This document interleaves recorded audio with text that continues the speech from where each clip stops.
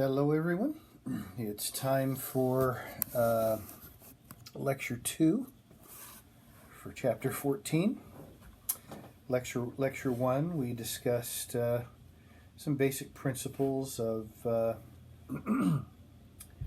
diagnosing and predicting for the future. Now we're going to, and we also talked about anxiety disorders and mood disorders. Today we're going to talk about schizophrenia and then a host of other disorders. So here we go. So what is schizophrenia? The word schizophrenia means split mind. That's not what it is. People seem to think that schizophrenia and multiple personalities are the same thing. They are not. Schizophrenia is a serious disorder, biologically, at least genetically. It's very clear that there are some genetic underpinnings. When we look at bipolar disorder and schizophrenia, both disorders show a very strong genetic link. Both disorders, if one parent of an individual is diagnosed with either disorder, then children of those parents have a 15% likelihood of contracting the disorder. So, that's much higher than the 1.5% in the population that you find in general. Now, this doesn't matter if those individuals are raised with or without those parents.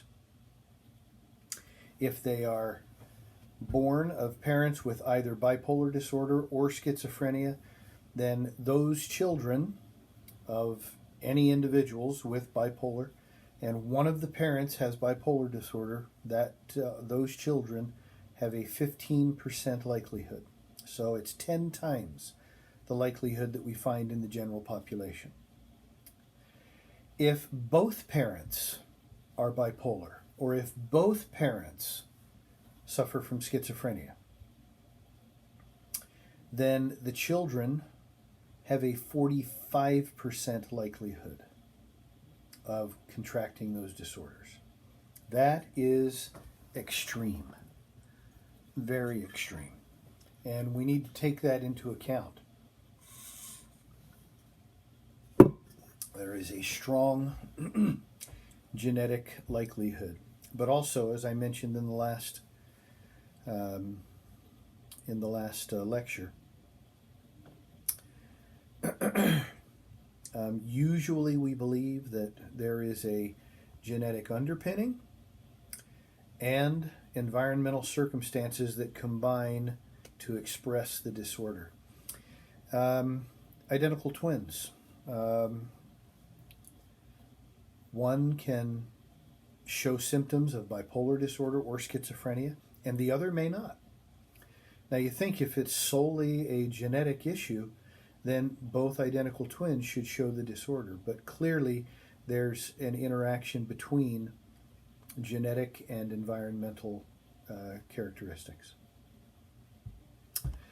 But talking about schizophrenia, schizophrenia is a severe disease. It's a very young disease. Usually it expresses itself between the ages of 15 and 25. So if you have schizophrenia in your family and you're past the age of 25, the likelihood of you exhibiting symptoms of schizophrenia is extremely low.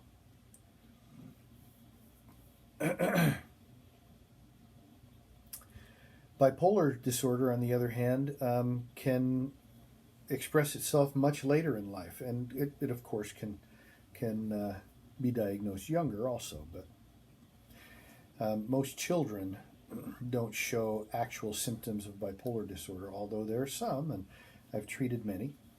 But it's tougher. It's tougher to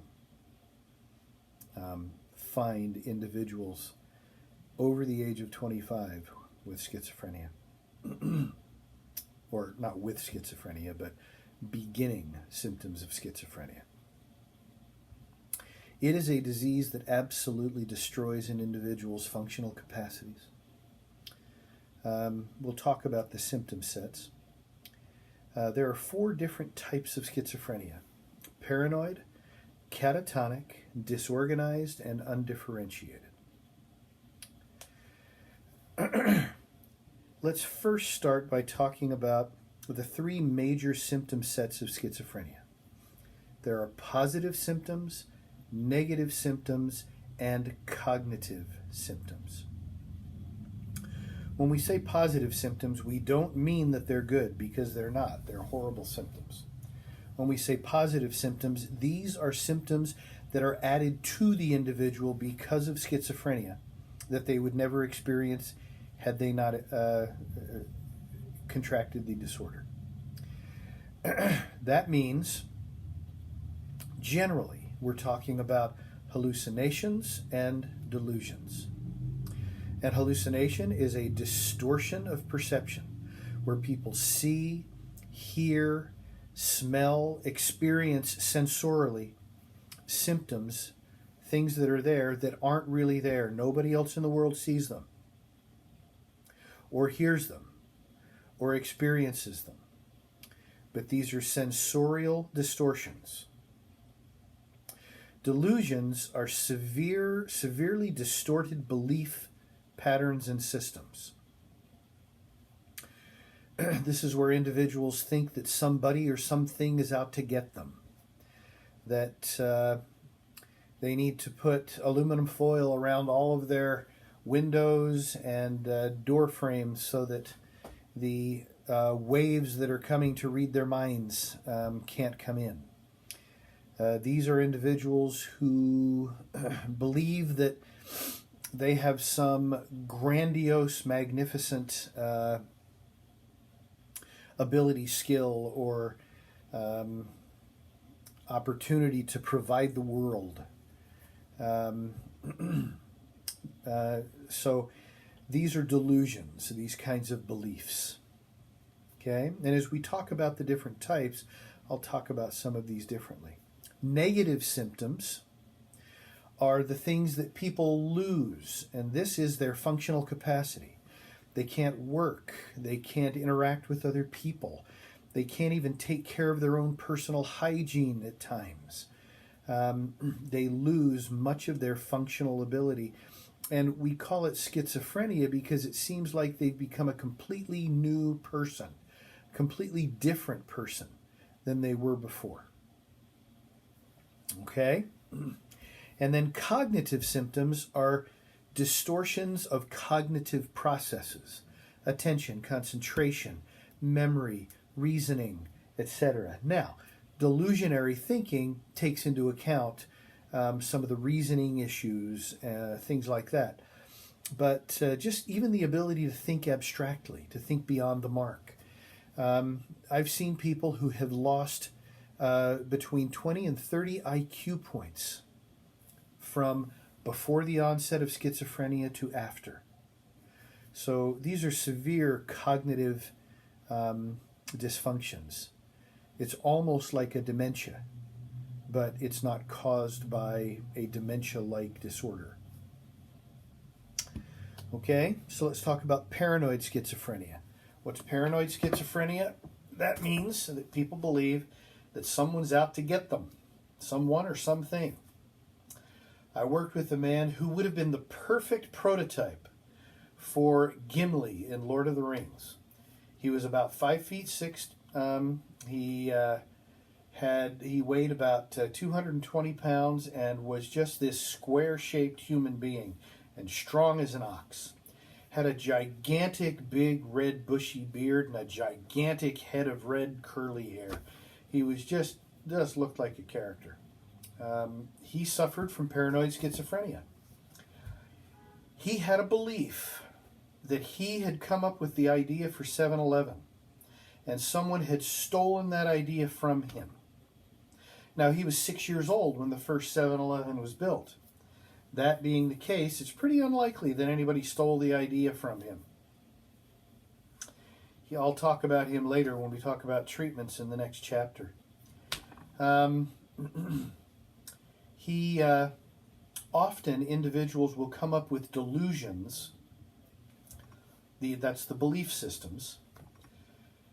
That if those delusions were true, it would make that person feel very, very important in their world and just in general.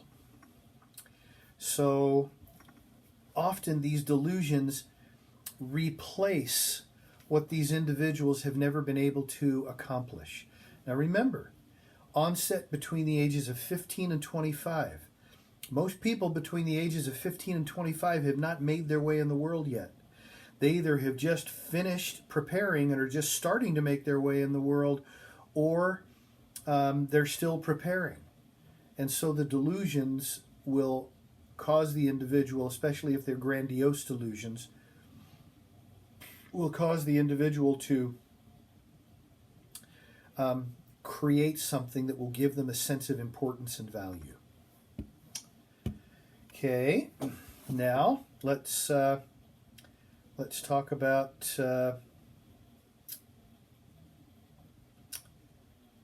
catatonic schizophrenia. The term catatonia has to do with movement or a distortion of movement. In this case, catatonic schizophrenics are problematic in their movement processes. Now, I don't know if any of you have watched or read One Flew Over the Cuckoo's Nest. If you haven't, you should. In this movie and play, one of the characters goes into the day room at a psychiatric hospital every day and gets up against the wall and then puts his arms up against the wall like this and tilts his head and stands there all day long without moving. Well, that's catatonia. That lack of movement is a catatonic process. Now, what was his delusion? That he was Jesus. Individuals with catatonic schizophrenia will go into a pose often, and they'll stay in that pose, and you can go up to them and take their arm and move their arm, and they'll let you.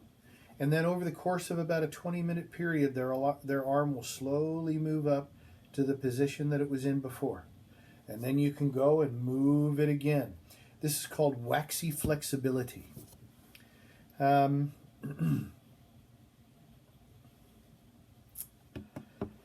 Catatonia can also be part of excessive movement. I worked with one man who, in an inpatient psychiatric unit, state psychiatric unit, would come out of his room every morning and who would pace in the hallway. 7 steps in this direction, turn like a soldier, 7 steps back in the other direction. And he would have to do that 3 times a day for a certain specific period of time. The custodial staff had to put extra wax on that area because he was starting to wear a divot in the tile.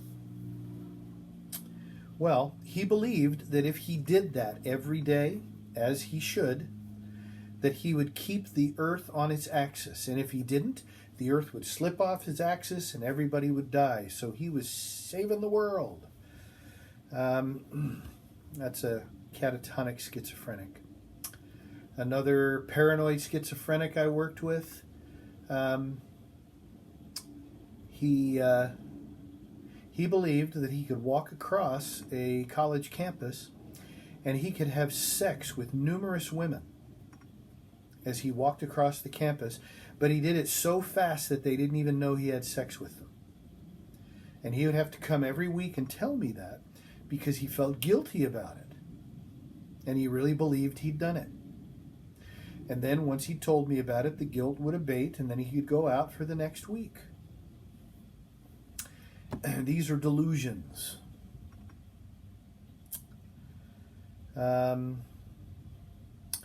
Disorganized schizophrenia. This used to be called hebephrenic schizophrenia. Personally, I think the word hebephrenic sounds much more disorganized than disorganized does. it's a type of schizophrenia in which the delusional system is not very strong. You can argue with a paranoid schizophrenic, or you can argue with a catatonic schizophrenic about their delusion. And if you argue with them, all they will do is just make you now part of the delusion too, since you're arguing with them about the reality of their delusion. A disorganized schizophrenic, if you show some evidence that it's not true, they're willing to say, oh, okay. And they'll come up with another delusion. So it's not a very firm delusional system, but it's still a delusional system that tends to repeat itself over time. One disorganized schizophrenic I worked with, again, on a psychiatric unit. I had to come back onto the unit late at night to grab some files that I had to take home. I'd forgotten them. So I came in and everybody was asleep. And this is the makings for a horror film, right?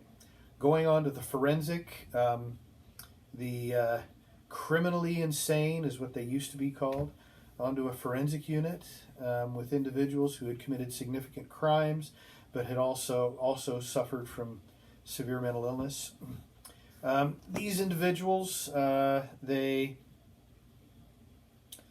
were all asleep and the lights were down, and I went walking onto the unit, and on the right wall were all of the isolation rooms where people were put if they had done something they should not have do. Well, Geoff, earlier that day had walked down the main hallway and had heard a voice that told him to pop somebody in the nose. So he went up to him and he popped him in the nose. Well, you're not allowed to do that. So he was taken, put into an isolation room, and he was sleeping there that night. Well, as I walked by his room, it was a big metal door that was closed, and it had a square window in it that had the metal wires in it for reinforcement and the whole bit. And there it is, quiet and dark. And I'm walking along, and all of a sudden there's Jeff's face just smashed against the window. And he yells, "You gotta help me! You gotta get me out of here! There's a giant mouse and it's gonna eat me!" And that's what he said. Now, first of all, when he said, "You gotta get me out of here," scared the crap out of me. I screamed like a little girl. Ah! I then realized it was Jeff, and I said, "Jeff, what's wrong?" And he tells me again, there's a giant mouse and it's going to eat him. And I said, "Jeff, there are no giant mice here, and nobody's going to eat you. So what I want you to do is go lay down in your bed." So we went and laid down in his bed. I said, "Now roll over and face the wall and put your blanket up over you." And he did. And every time he'd say, "Okay, okay." Say, "Now start breathing real slow." "Okay, okay." "Now, Jeff, you're going to fall asleep here real soon. Just breathe nice and slow." "Okay, okay." And pretty soon you could see his breathing became very slow and rhythmic. And in my mind, my job is done here. And so I went down to the staff room, and the 3 staff members that were working that night, taking care of the unit, they were all lying on the floor, rolling back and forth, laughing as hard as they could possibly laugh. And I kept trying to get them to tell me what was going on. And they'd laugh and laugh, and then one of them would try to compose himself, and then he'd start to say, "You told him that," and then they start laughing again. Finally, one of them composed himself just well enough that he said, "There's a mouse living behind his radiator, and the exterminators are coming tomorrow." And then they laughed and laughed and laughed again. So I had told Jeff there was no giant mouse. Well, there wasn't a giant mouse, but there was a mouse living behind his radiator. So the next day I had to go correct that with poor Jeff. So, let's see. He was a disorganized schizophrenic. He was able to create new symptoms, new delusionary processes. And then the last type of schizophrenia is undifferentiated. Undifferentiated simply means they have the symptoms necessary, but they don't fit any of the other three. So they're kind of like the trash can of schizophrenia. All right, let's talk about some other disorders. There are childhood disorders, many childhood disorders. ADHD is a childhood disorder, and of course it extends into adulthood for many people. Learning disabilities are first diagnosed in childhood. Severe developmental disorders, mental retardation, etc., are all diagnosed in childhood. Conduct disorders are diagnosed in childhood. These are your budding little psychopaths.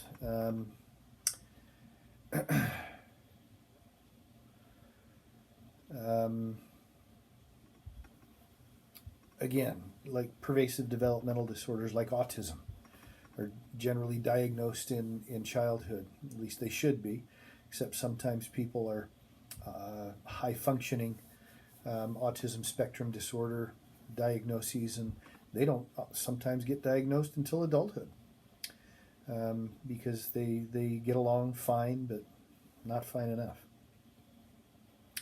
Pica. Pica is a chewing disease where little children will chew non-nutritional items, wood and plastic and things like that. Well, many disorders, okay? You're not going to need to know a whole lot about them, but there are many childhood disorders. Substance-related disorders. These are disorders that are associated with substance use, abuse, and dependence. So there are a gazillion different diagnoses. There can be alcohol abuse, there can be amphetamine abuse, there can be opioid abuse, there can be benzodiazepine abuse, there can be etc., etc., etc. But there can also be benzodiazepine dependence, opioid dependence, alcohol dependence, and these are different. So there's long lists of all the different substances that people can misuse, abuse, or be dependent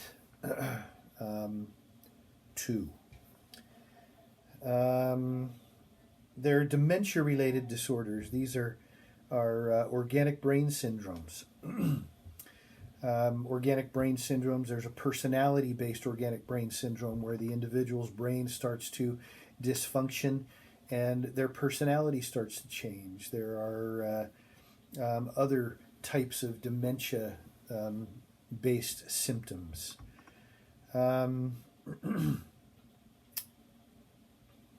Let's spend a little bit more time with some others. Eating disorders. Entire section of disorders. There are three major types of eating disorders. There is anorexia nervosa, bulimia nervosa, and hang on a second. I'm not sure. I'm leaving. Okay. I'll see you home. Yeah. I should stop and get me the ice cream and all this stuff. I mean, my head's killing me and it's not getting. What kind of ice cream? Well, I was going to say maybe while they're actually doing the surgery tomorrow, you can run right there to. I can stop tonight. Just text me some things, okay? And then get back to lunch. We'll talk and we can do it during the surgery tomorrow. No, we'll see. Okay, sorry about that. My wife is having her tonsils removed tomorrow, and so I have to be there to drop her off and pick her up. Let's see, what were we talking about? Eating disorders. And compulsive overeating is the third. Now, a person can be anorexic and not suffer from anorexia nervosa. If a person can't keep on weight, then they are anorexic. A person with anorexia nervosa is purposefully behaving in ways, as far as food intake, that diminishes the ability for them to maintain normal weight, and they get significantly underweight. It's a severe disorder. In fact, severe anorexia nervosa has anywhere from, research has suggests that it has anywhere from a 12 to 25% potential mortality rate. Now, how many diseases out there have that high a mortality rate? Well, they don't, when they die, it's not like they're on the death certificate it says anorexia nervosa. It says heart failure or something like that. Worked at an eating disorders clinic, and we were in the big Monday morning meeting, and a gal who had been in for 90 days but was now out and had done great and was doing really well, but came back 3 times a week for some groups that she participated in, wasn't there, and that was kind of strange. And then the executive secretary of the facility came into the director and whispered something to him, and he went kind of just lost all color in his face. And he then announced that this gal had gone out running that morning, and nobody had ever detected it, but she apparently had, her anorexia nervosa was so bad, and she had lost so much weight, and it had eaten away so much at her muscle that it had also eaten away at her heart muscle, and the side of her heart just simply exploded while she was running, and she died immediately. It's a very serious disorder. Bulimia nervosa, not as dangerous as far as life expectancy, but very dangerous in other health issues. This means that a person is caught in almost like an OCD pattern of binge and purge. They binge, taking in high amounts of food, high caloric intake, because they're anxious. And so they take that food in, and then they purge it, usually by vomiting. It can be done with laxatives. One of the newest, best ones is the use of insulin. Isn't that a wonderful thing to do to your endocrine system? And of course, if the most common is vomiting, this leads to severe acid reflux and scarring of the passageways down to the stomach.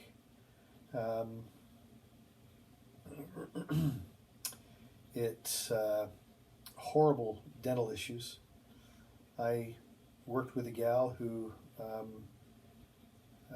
while I was working with her and she was starting to do much better, ended up getting literally all of her teeth capped because she had destroyed her teeth because of the stomach acids that had come and worn away the enamel of her teeth. It was, it's a very serious disorder. And then finally, compulsive overeating. Well, this just leaves people very unhealthy. And there are very, very good treatment modalities and treatment programs out there for these disorders. Very good treatment programs. But there are other eating disorders. These are the big 3 of the eating disorders. There are dissociative disorders. Dissociation means a person separates from reality. And what does this mean? Well, this means that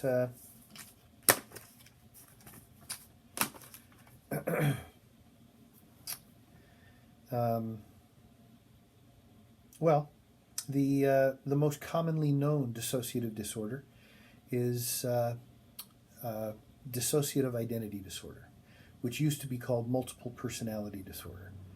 The movie Split, actually up until the last 20 minutes or so of it, was a pretty good depiction of a severe multiple personality disorder. But honestly, most people with multiple personalities don't go and kidnap people and kill them and stuff like that. In fact, most individuals with mental disorders don't do any of those things. It's just everybody in Hollywood has to make a movie about multiple personalities and somebody trying to kill somebody.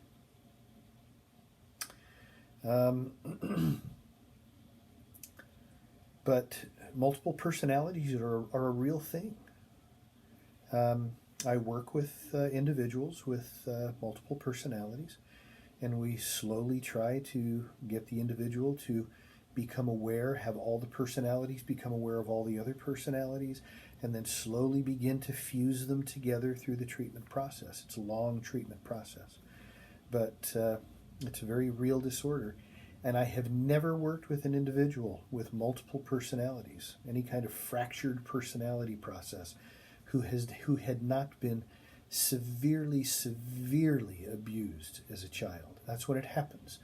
When the child's personality fractures and a part of it comes off that takes care of the abuse, letting the rest of the child be able to function okay. And then the psyche begins to realize, hey, we can have other parts that can take care of other aspects of life too. And that's how multiple personalities begin.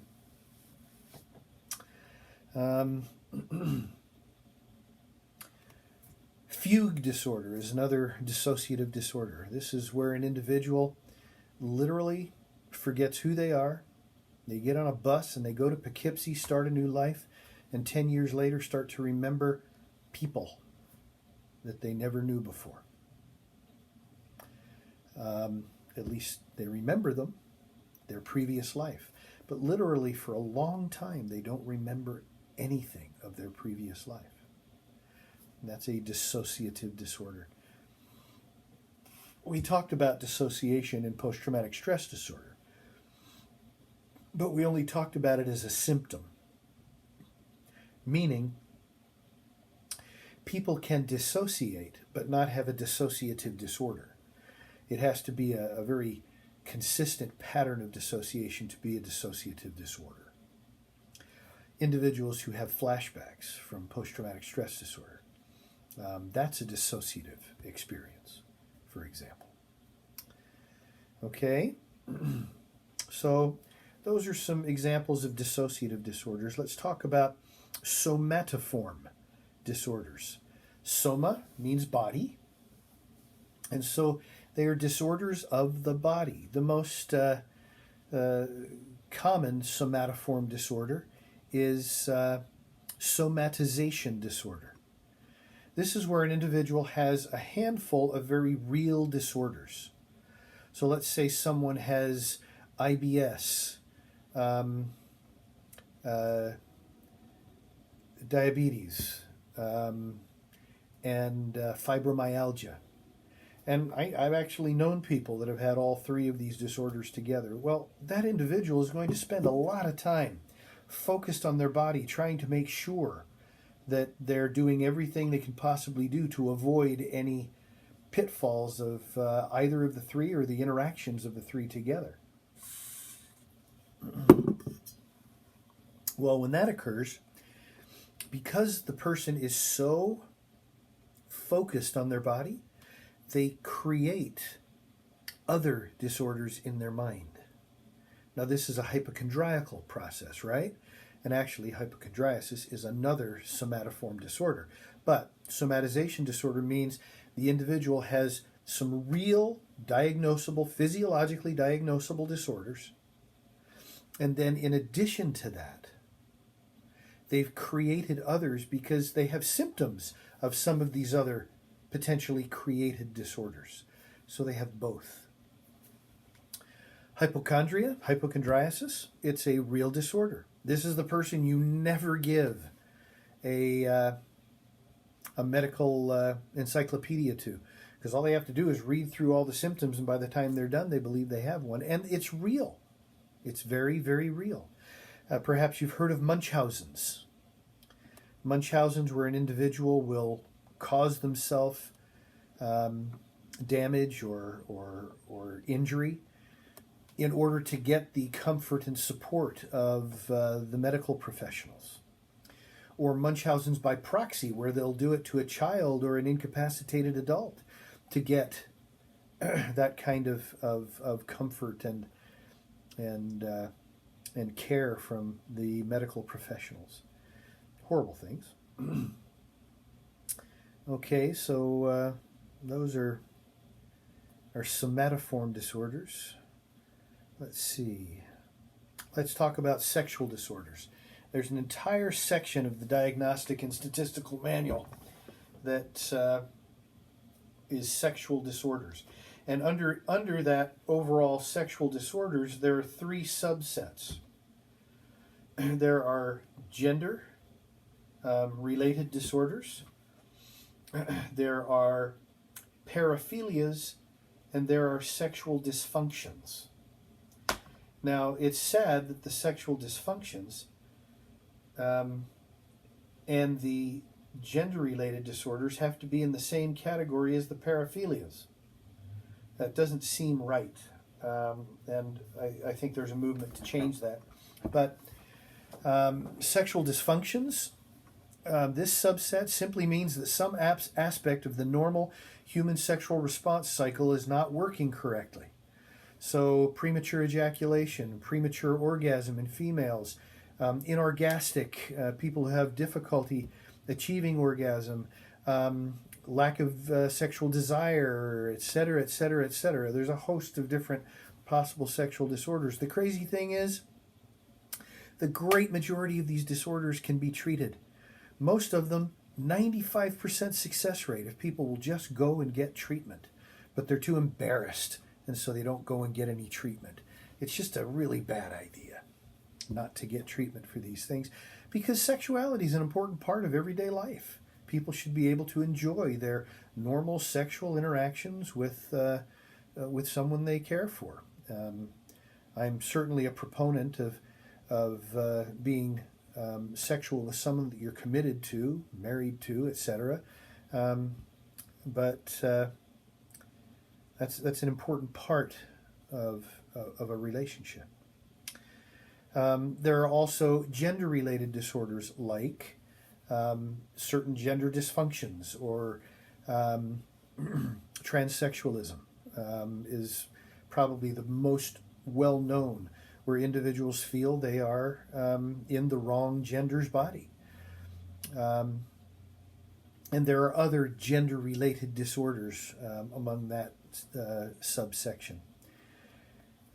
Those two, the sexual dysfunctions and the gender disorders, gender-related disorders, though, have to be in the same section as paraphilias, and that's sad, because the paraphilias are all of the illegal and really creepy sexual behavior patterns.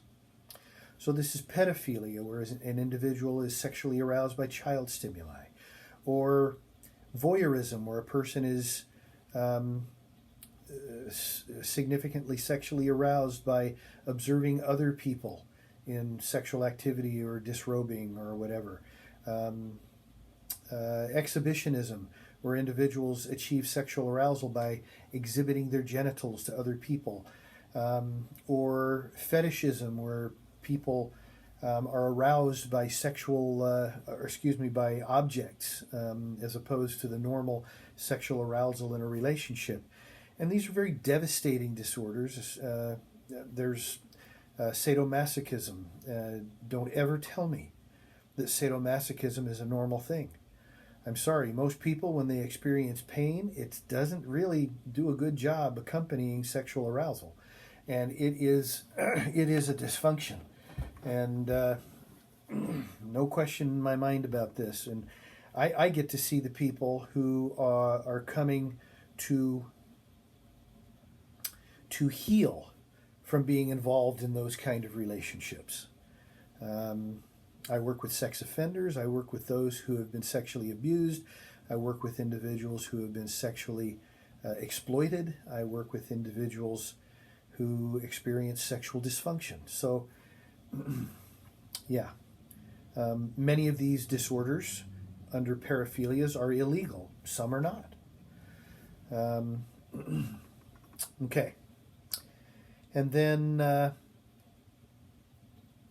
there's a special subset of disorders called personality disorders. And personality disorders are so much fun.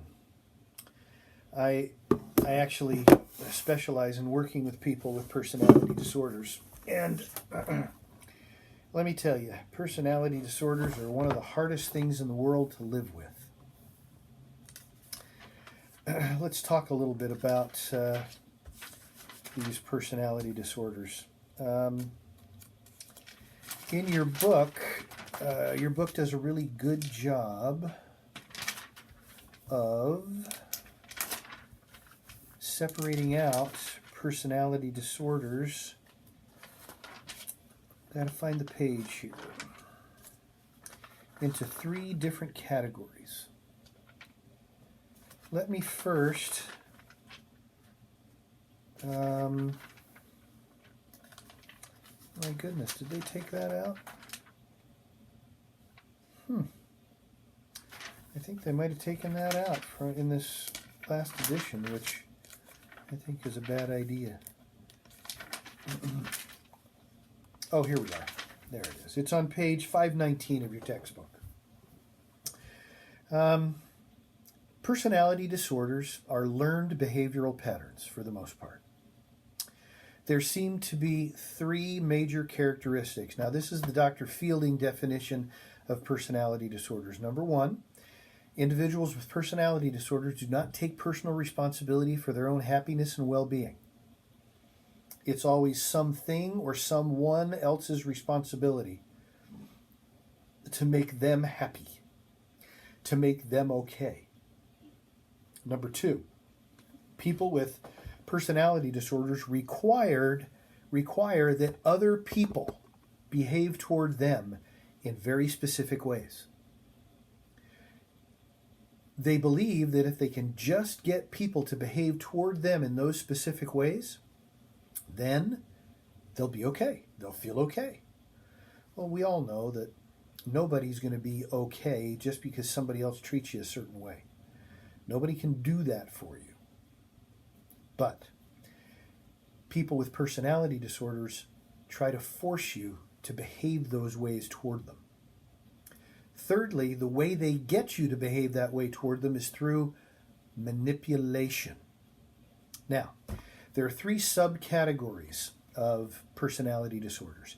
There are anxious and fearful disorders, odd and eccentric disorders, and dramatic and impulsive personality disorders. Let's go through them real quickly. Anxious and fearful. That means the nature of the personality disorder has more to do with fear and anxiety. So, the first is avoidant personality disorder. This is the individual who wants people to come have relationships with them, but never does anything to engender those relationships and nurture those relationships. They always wait for other people to come and have those relationships with them, and then feel very mistreated because people don't come and have relationships with them. Dependent personality disorder. These are people who hate to make decisions on their own. They want other people to make decisions for them. And they work and work and work and work to get other people to make decisions for them. They manipulate them. They manipulate you. I worked with one man who was a high school history teacher who would come into the office, and this happened for just weeks on weeks at first, him coming in. And the only reason he came in, because people with personality disorders don't go seek out treatment on their own.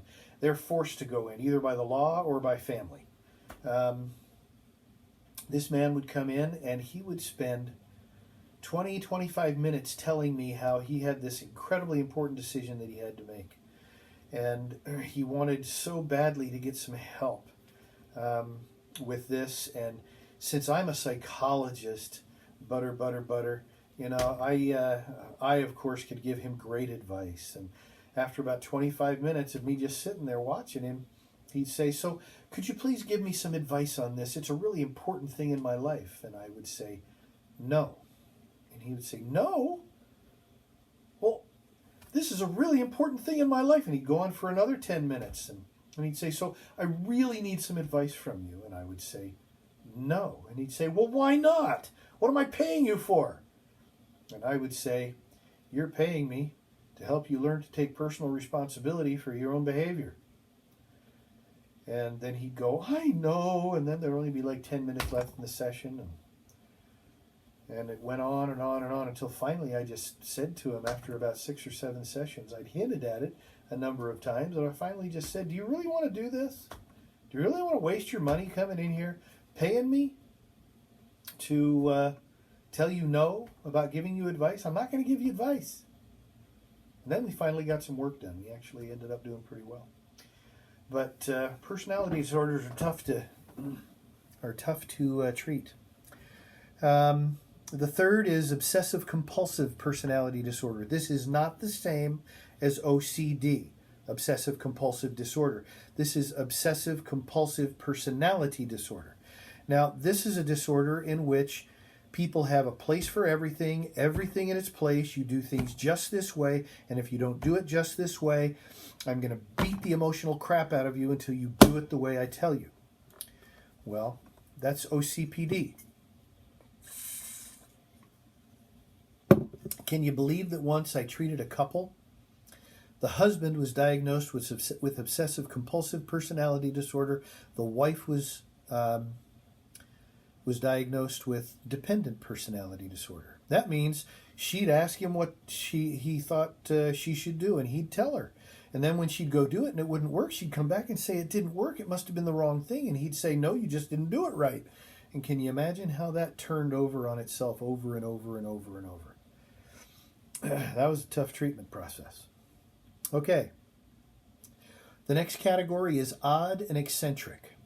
The first one is schizoid personality disorder. Schizoid personality disorder is your run-of-the-mill hermit. This is the individual who doesn't want anything to do with much of anybody. The only persons that they have anything to do with are maybe just a couple family members. Otherwise, they don't have anything to do with anybody. They'd love to live up in the woods and not have anything to do with anybody. And you say, what's wrong with that? Well, what's wrong with it is that we are social beings. And that's weird. That's odd. And it's not a good behavioral pattern. It's not healthy. So that's schizoid personality disorder.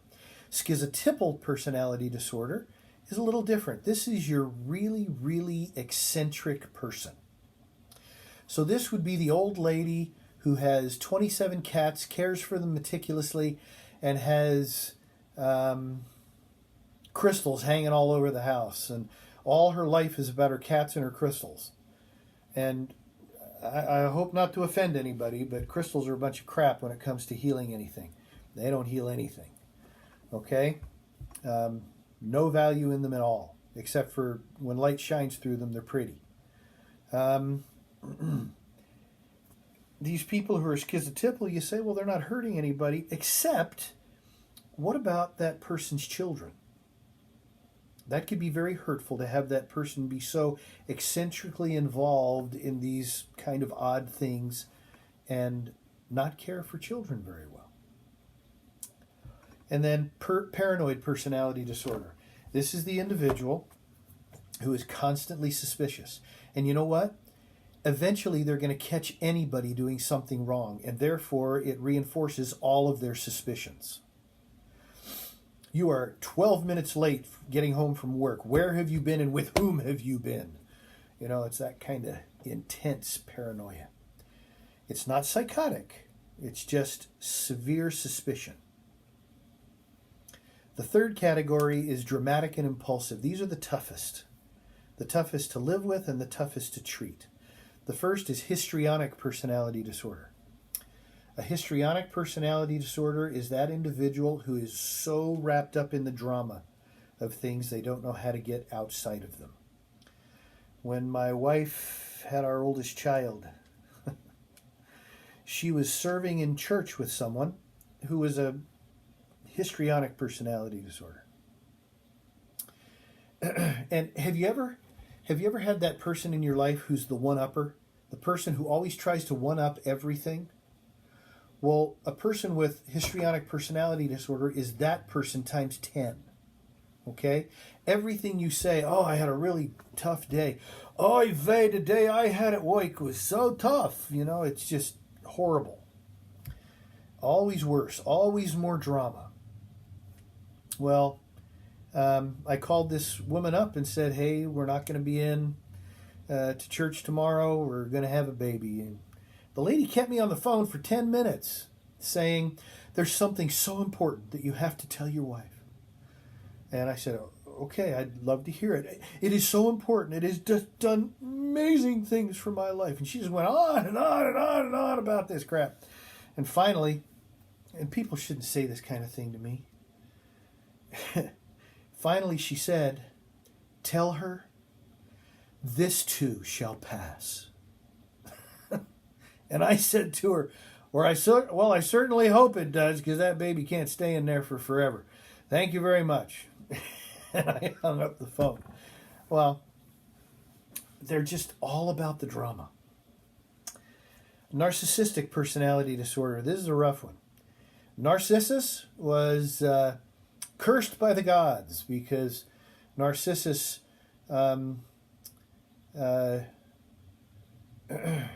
used one of the gods' nymph characters that lived somewhere, and cursed Narcissus to fall in love just horrifically with the first person he saw. And what did he do? He went to a pond and went to get a drink of water and looked down and saw himself in the pond and fell in love with himself. Well, people with narcissistic personality disorder think they're the greatest thing since sliced cheese. They think they can do anything better than anybody. And they can't. But they think they can. Yeah. These are tough disorders to deal with. People with narcissistic personality disorder, they make themselves the hub of everything, and everything that happens in a social system has to go through them. It's really difficult to live with. Antisocial personality disorder. People misinterpret this. Antisocial doesn't mean that the person doesn't want to socialize. It means that the person is against societal norms. And so this is your run-of-the-mill criminal. In its severe cases, this is psychopathy and sociopathy. But the antisocial personality disorder is the individual who can't keep a job because they just have problems being responsible. They don't take care of their children. If they're divorced, they never pay their child support. They do everything they can to get into somebody's pants, and then once they do, they don't care about them anymore. They're the individual who lacks conscience, has anger management issues.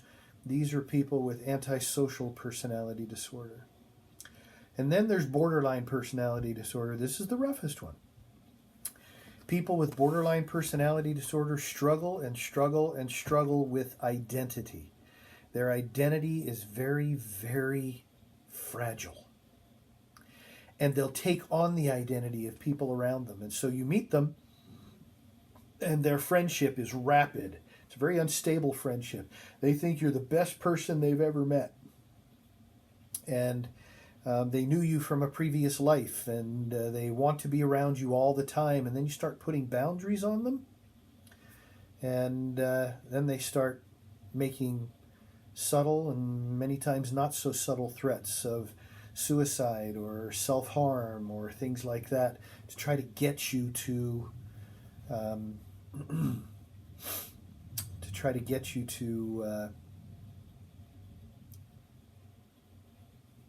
breach your own boundaries that you're trying to set with this person trying to infiltrate your life. And then once you do that, the relationship crumbles, and previously when you were overvalued by the person, now you're undervalued and you're devil spawn to them. And they do this a lot with relationships. Their behavior is impulsive and unpredictable, and when they start threatening suicide to get you to breach your boundaries, and literally their entire purpose in their relationship with you is to try to get you to breach your boundaries for their benefit. Then they feel like they're important. But they will. There's a lot of self-harm, cutting, burning, etc., trying to get that kind of sympathy. Very, very difficult to deal with. These are hard personality. These are hard disorders to deal with. So that's it for the disorders. That's it for this chapter. Let's. Insanity. What is insanity? It is not a clinical term, it's a legal term. If a person is insane, that means they have no responsibility for their behavior. They are so psychotic, they had no responsibility for their behavior. And there are people who are found not guilty by reason of insanity in court. And other people will say, well, that's just a cop-out. Well, actually, it's not.